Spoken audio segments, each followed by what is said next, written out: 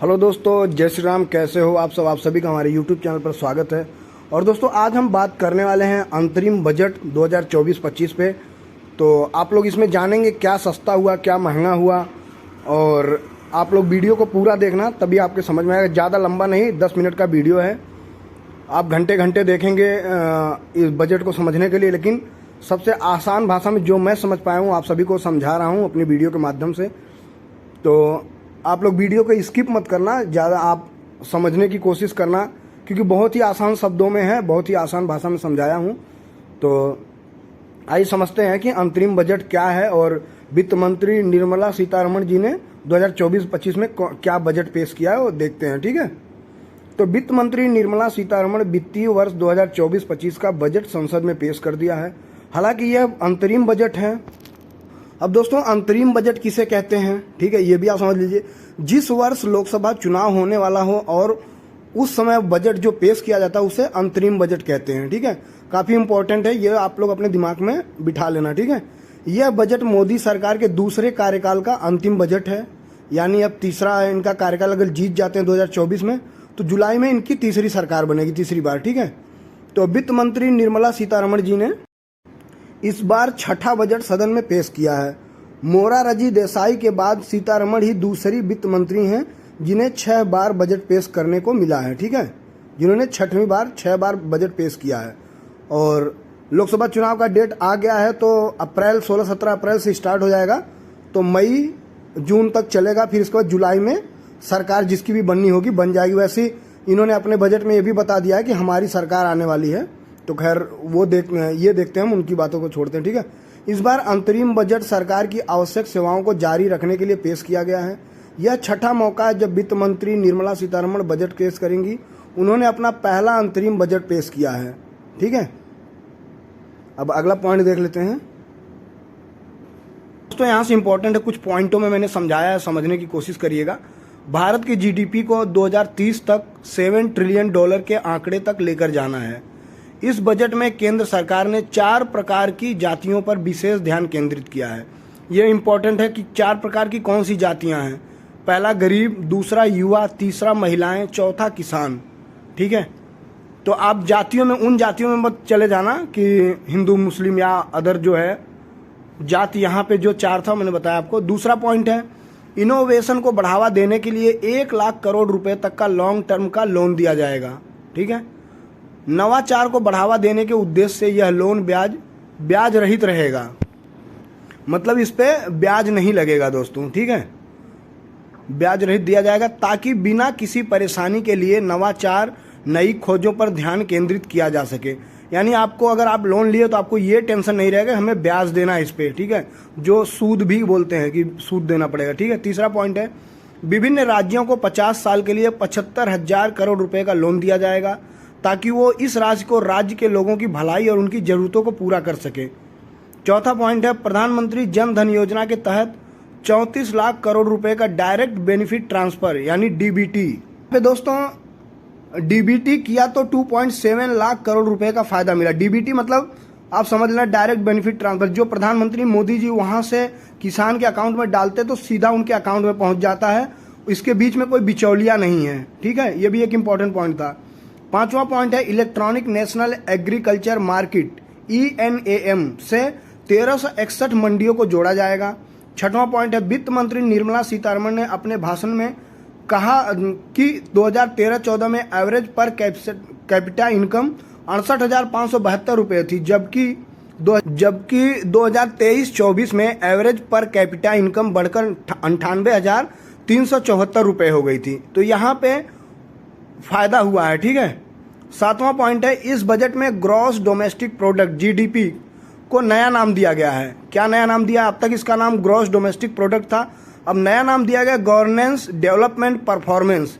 ये आपने अगर कल सुना होगा, निर्मला सीतारमण जी का जो भाषण दे रही थी जब बजट पेश करी थी, तो आपने वहाँ पे GDP का नया नाम सुना होगा। ठीक है, जिन लोगों ने उस टाइम पे लाइव देख रहे थे, तो एक पॉइंट ये भी बन गया GDP का। ठीक है, नौवां, इस बजट में वित्त मंत्री निर्मला सीतारमण द्वारा रिफॉर्म, परफॉर्म और ट्रांसफॉर्म के सिद्धांत पर चर्चा की गई। एक नाम ये भी आप जोड़ देख सकते हो, पॉइंट यहाँ बना है। ठीक है, 10वां है सबका साथ सबका विकास सबका विश्वास। तो हम कई बार सुन चुके हैं, आपने अक्सर मोदी जी के भाषण में ये सुना होगा, लेकिन इस बार इस नारे में सबका प्रयास शब्द जोड़ा गया है ताकि भारत को 2047 तक एक विकसित देश बनाया जा सके। ठीक है, तो अब आपसे पूछा जाएगा कि नया नारा और कौन सा जुड़ा, तो उसमें सबका प्रयास जुड़ा है। ठीक है, 11वां पॉइंट है स्किल इंडिया मिशन के अंतर्गत 1.4 करोड़ युवाओं को ट्रेंड किया गया, जबकि 54 लाख लोगों को पुनः प्रशिक्षित रीस्किल्ड किया गया है। इसके लिए पिछले कुछ वर्षों में 7 नए IIT, 16 नए IIIT, 15 नए एम्स, 100 नए विश्वविद्यालय और 7 नए IIMS खोले गए हैं।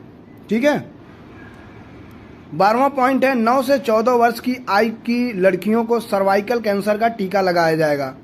ठीक है दोस्तों, 13वां पॉइंट है शुगर यानी चीनी को लेकर नई घोषणा की गई, जिसके अनुसार 31 मार्च 2026 तक अंत्योदय अन्न योजना के लाभार्थी को चीनी 18 रुपये 50 पैसे प्रति किलोग्राम के हिसाब से मिलेगी। 14वां पॉइंट है PM गति शक्ति को बढ़ावा देने के उद्देश्य से रेलवे में 3 नए कॉरिडोर की घोषणा की गई है। कौन कौन से हैं 3 नए? Energy, mineral and cement corridor, दूसरा है हाई ट्रैफिक डेंसिटी कॉरिडोर, तीसरा है पोर्ट कनेक्टिविटी कॉरिडोर। ठीक है दोस्तों, जैसा कि आप लोग ट्रेनें लेट होती रहती हैं तो उसके लिए कुछ काम किया गया है। दूसरा पॉइंट देखते हैं, यात्री ट्रेनों में वंदे भारत ट्रेन के कोचों से प्रेरित होकर 40,000 नए कोच लगाए जाएंगे, यानी जो और बाकी ट्रेनें हैं उनमें लगाए जाएंगे। ठीक है, 16वां है PM आवास योजना ग्रामीण के अंतर्गत 3 करोड़ घर बनाए गए हैं। इसके अलावा अगले 5 सालों में 2 करोड़ नए घरों का भी निर्माण किया जाएगा। लखपति दीदी योजना के अंतर्गत 2 करोड़ से बढ़ाकर 3 करोड़ महिलाओं को लाभ पहुंचाया जाएगा। ठीक है दोस्तों, 18वां पॉइंट है प्रधानमंत्री मुद्रा योजना के तहत अभी तक 43 करोड़ रुपए का लोन दिया गया है, जिसमें 30 करोड़ रुपए का लोन केवल महिलाओं को दिया गया है। वित्त मंत्री निर्मला सीतारमण द्वारा पेश किए गए अंतरिम बजट 2024-25 में वर्ष 2047 तक भारत को एक विकसित राष्ट्र बनाने की बात कही गई है।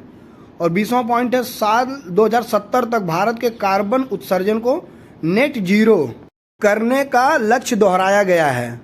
नेट जीरो करने का लक्ष्य दोहराया गया है। ठीक है, 21वां पॉइंट है सौर ऊर्जा मुफ्त बिजली योजना के अंतर्गत सोलर रूफ टॉप पैनल लगाकर नए 1 करोड़ घरों को 300 यूनिट बिजली मुफ्त प्रदान की जाएगी। ये 22 जनवरी को जब भी रामलला जी का मंदिर का वो हो रहा था अभिषेक समारोह, तभी उसमें मोदी जी ने घोषणा किया था। 22वां प्रधानमंत्री मत्स्य संपदा योजना के अंतर्गत 5 नए एकीकृत एक्वा पार्क स्थापित किए जाएंगे। ठीक है, 300 यूनिट बिजली वाले पे लोगों को डाउट हो रहा था, वो भी यहाँ क्लियर हो गया। 23वां पॉइंट है दोस्तों रेवेन्यू रेसिप्ट, आप समझ लेना 2024-25 का 30 लाख करोड़ रुपए। ठीक है, ये कहाँ से आता है? टैक्स से, आपके जो बाइक का चालान करता है उससे, या जो स्टैंप आप खरीदते हैं स्टैंप पेपर कोर्ट वगैरह कचहरी से, वहाँ से ये 30 लाख करोड़ का रेवेन्यू होता है भारत सरकार को। ये 2024-25 में मतलब ये अनुमान लगाया जा रहा है। बाकी रेवेन्यू एक्सपेंडिचर 2024-25 मतलब खर्च कहाँ होगा? 36.5 लाख करोड़ रुपए ये खर्च होते हैं कहाँ पे? सैलरी और पेंशन में। ये 2024-25 का। ठीक है, तो अब इन दोनों के अंतर को रेवेन्यू डिफिसिट कहा जाता है। रेवेन्यू डिफिसिट इस बार 2% आया है। यदि रेवेन्यू डिफिसिट 0 हो तो यह अच्छा माना जाता है। तो यहाँ पे पॉइंट ये था दोस्तों, रेवेन्यू डिफिसिट किसे कहा जाता है? तो रेवेन्यू रिसिप्ट और रेवेन्यू एक्सपेंडिचर, इन दोनों के बीच के अंतर को रेवेन्यू डिफिसिट कहा जाता है। 24वां पॉइंट है कैपिटल रिसिप्ट, जो 2024-25 का 17.6 लाख करोड़ रुपए आने की उम्मीद है। जो आता कहाँ से है? सरकारी लोन, या फिर कोई कंपनी गवर्नमेंट बेच रही है, या कुछ सरकारी डिपार्टमेंट है जो प्राइवेट कर रही है, उसमें वहाँ से आता है। इफेक्टिव कैपिटल एक्सपेंडिचर 2024-25 में 15 लाख करोड़ रुपए खर्च करेगी सरकार। कहाँ? स्कूल, हॉस्पिटल, रोड या ब्रिज बनवाने में। तो वहाँ से जो टैक्स निकलता है वो इन्हें प्रॉफिट होता है। ठीक है, 25वां पॉइंट है विभिन्न मंत्रालयों के लिए आवंटन कहाँ कहाँ किया गया है, किस किस मंत्रालय में कितना, वो देख लीजिए। रक्षा मंत्रालय में 6.2 लाख करोड़, सड़क परिवहन और राज्य मार्ग मंत्रालय में 2.78 लाख करोड़, रेल मंत्रालय में 2.5 लाख करोड़, उपभोक्ता मामले, खाद्य और सार्वजनिक वितरण मंत्रालय में 2.13 लाख करोड़। तो सबसे ज़्यादा रक्षा मंत्रालय में दिया गया है 6.2 लाख करोड़। ये यहाँ से भी आपको क्वेश्चन बन के आ सकता है, ठीक है। अगला, गृह मंत्रालय में 2.03 लाख करोड़, ग्रामीण विकास मंत्रालय में 1.77 लाख करोड़, रसायन और उर्वरक मंत्रालय में 1.68 लाख करोड़, संचार मंत्रालय में 1.37 लाख करोड़, कृषि एवं किसान कल्याण मंत्रालय में 1.27 लाख करोड़। तो ये आपको एक इम्पॉर्टेंट पॉइंट यहाँ से मिल जाएगा दोस्तों, क्वेश्चन इस पर जरूर बन के आएंगे। 26वां पॉइंट है विभिन्न योजनाओं के लिए आवंटन। कहाँ कहाँ विभिन्न योजनाओं में कितना कितना आवंटन किया गया वो देख लीजिए। महात्मा गांधी राष्ट्रीय ग्रामीण रोजगार गारंटी योजना में 2024-25 में 86,000 करोड़ का आवंटन होगा, जबकि 2023-24 में 60,000 करोड़ का आवंटन था। आयुष्मान भारत योजना में 2024-25 में 7500 करोड़ का आवंटन होगा और 2023-24 में 7200 करोड़ का आवंटन था, ठीक है। अब प्रोडक्शन लिंक्ड इंसेंटिव स्कीम्स में देख लेते हैं। 2024-25 में 6200 करोड़ आवंटन किया गया है, जबकि 2023-24 में 4645 करोड़ का आवंटन दिया गया था, ठीक है दोस्तों। अब इसमें समझ लेते हैं आयकर स्लैब में क्या बदलाव हुआ है। अभी तक तो कोई बदलाव देखने को नहीं मिला है। तो वित्त मंत्री निर्मला सीतारमण ने कहा टैक्स स्लैब में कोई बदलाव नहीं किया जाएगा। फिलहाल आयकर दाताओं को कोई राहत भी नहीं दी गई है। 7.5 लाख तक की आय पर टैक्स नहीं लिया जाता है।